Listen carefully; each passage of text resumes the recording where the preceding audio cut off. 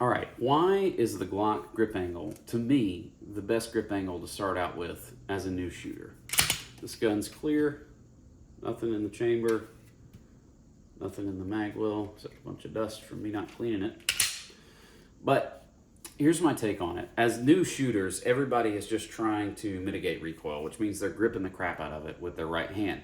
What that causes, what everybody talks about, is that their trigger finger is really tense, which means they slap the trigger to the back and the gun goes down and to the left, which means all of their rounds are down and to the left from where they're aiming on paper. I know people that have really gotten this trigger finger independent, but still are going down to the left. And my take is that if you're still gripping really hard with all three of these fingers, it's almost impossible to not anticipate recoil, which means in addition to possibly having a stiff trigger finger, you also do that right before the gun goes off. And it's hard to not do that with your right hand really, really tense.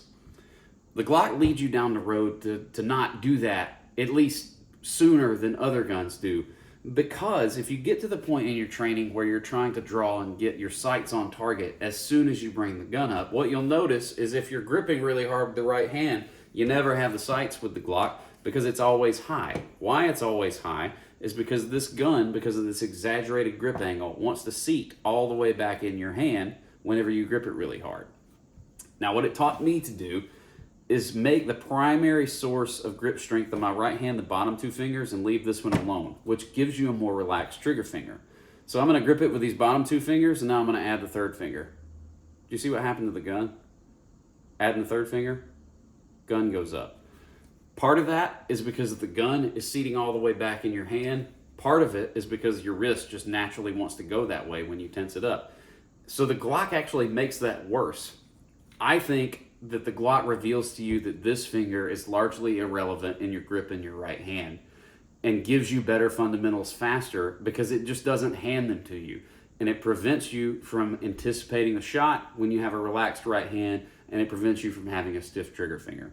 One of the best pieces of advice I ever got was from a friend of mine that shoots competitively. I don't. I just carry this every day and try to shoot it well.